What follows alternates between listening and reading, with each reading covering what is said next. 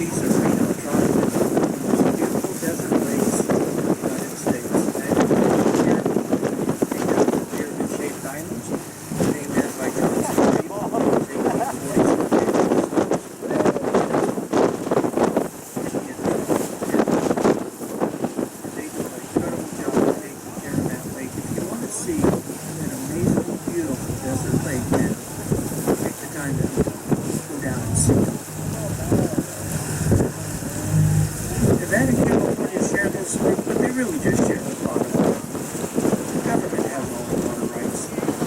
this is a good thing. It brings up lots of money and grant money to take care of 5 ways to filter this water into Lake Tahoe, keep it clean. It also brings up lots of regulations. Now the government took it over for obvious reasons. The average depth of this lake is 989 feet. The deepest point is 1,645 feet deep. That was the bottom of the lake, 95 feet below Carson City. Now we do have 3 fault lines that run along the bottom of the lake, so if we ever had a major earthquake, we'd probably just have to rename it. Now when the government took over the water rights, they calculated approximately 40 trillion gallons of very clean water in this basin. They further calculated that would take care of the entire United States, giving every man, woman, and child 40 gallons of water per day for 20 years.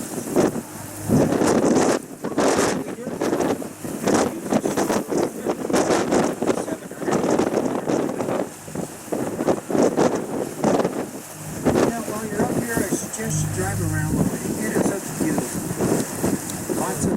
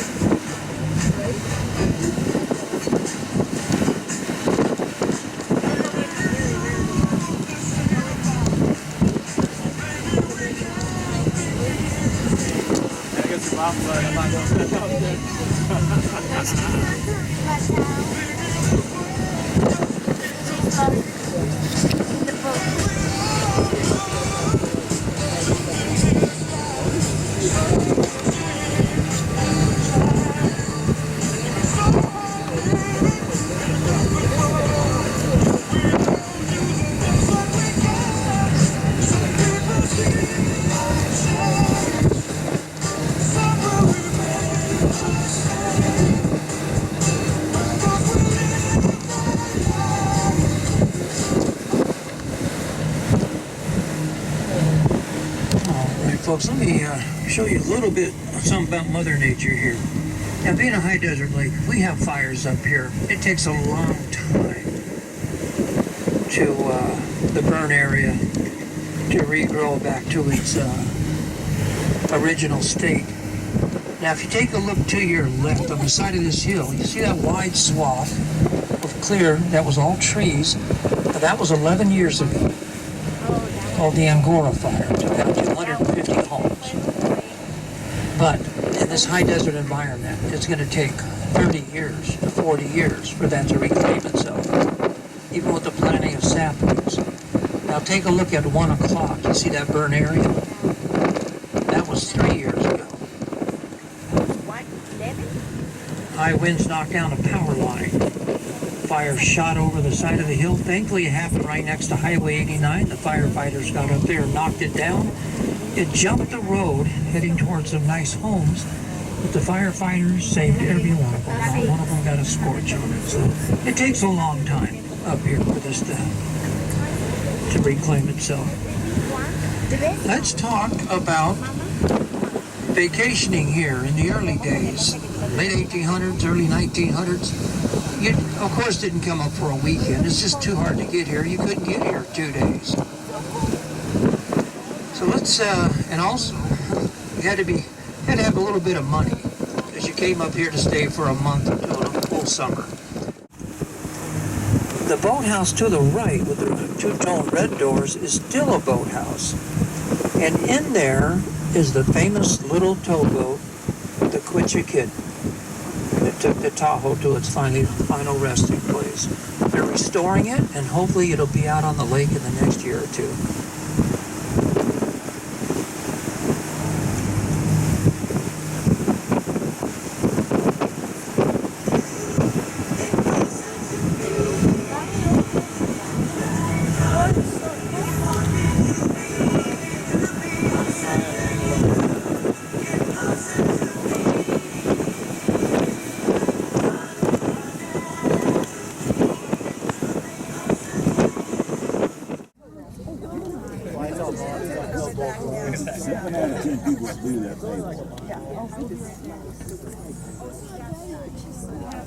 The other three fall. Exactly. Yes. We have a video where my mom was videoing the bears as we were driving to the park. Right in her window. I don't remember what my dad said. Her window was down, just a crack, and smelling our nose or whatever. Yeah, that's what it was right now. We have bears up. And Mike's out there. They keep some bears that we drive to the park.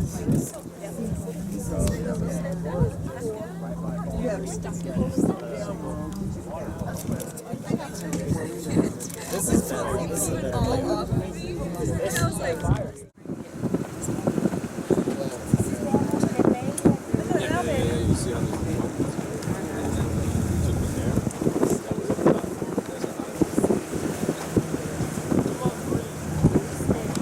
Now the young ospreys in the nest are getting bigger and bigger, filling up that nest, so the adults don't have to sit there all the time.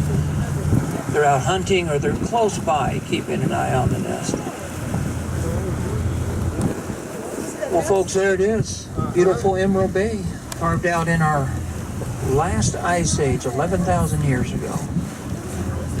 And it was carved out by the largest of 3 glaciers. This one had enough force and momentum to push itself out, join the basin. The other 2 afford some beautiful alpine lakes. Over the ridge on our left is Cascade Lake. To the left or south of that is Fallen Leaf Lake. And all 3 of these are fed by waterfalls. Take a look straight ahead at the very end of the bay. See Eagle Falls, full spring flood coming down right now.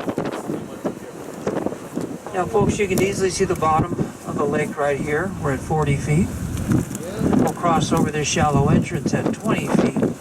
Now the shallow entrance is the reason Emerald Bay got its name, for the color of the water. Because Eagle Falls is bringing in minerals and nutrients that get trapped in the bay long enough to give it the emerald color.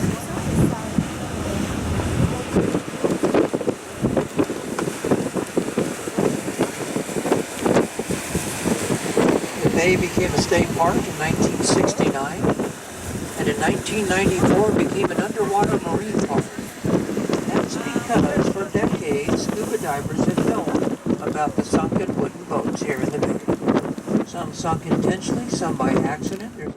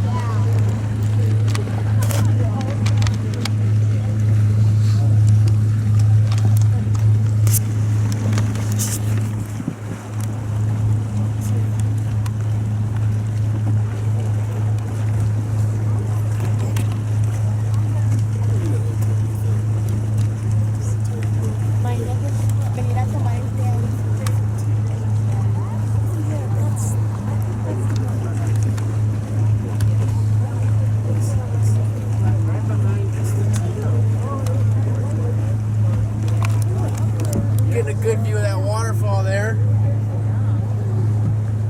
Have y'all driven up around yet? Good for you. Yeah, you really should. All right, let's go take a look at Vikingsholm. And by the way, we're only going to see 1/4 of it from the water here. It stretches way back in the tree line. Now, Mrs. Knight named it Vikingsholm, H-O-L-M. But it became known as the Vikingsholm Castle. That wasn't her doing, that was the public's. Now take a look through the trees on the lower right-hand side of the Vikingsholm. You'll see that grass growing on a roof, a couple chimneys. Traditional Scandinavian sod roof. There's one on each side of the building. When Mrs. Knight lived here, they were covered in wildflowers. The wing on the left is the only round wing, and that's the library. Mrs. Knight paid $40,000 for a Chinese cashmere rug for her library. To give you an idea how big the house is, if you look at the main roof, the trees growing up behind it are actually growing up inside the inner gardenway. Well, so we get closer. This home is almost 90 years old. To take a look at that incredible stonework by the Welsh miners. Again, all that rock was quarried from the cliffs behind the home. And the beautiful woodwork you see on the doors and windows from the wood carvers. And this goes throughout the interior. It's just beautiful. Only thing not native to the lake are the leaded windows, all imported from Sweden.